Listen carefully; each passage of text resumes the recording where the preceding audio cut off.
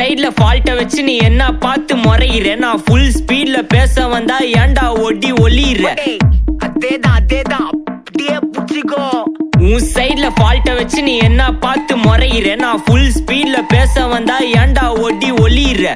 4 வால்ஸுக்குள்ள மட்டும் ரூல்ஸ் பேசி நடிகிற. நான் அதே ரூல்ஸ ரோட்ல பேசினா ஏன்டா வந்து கொலைகிற.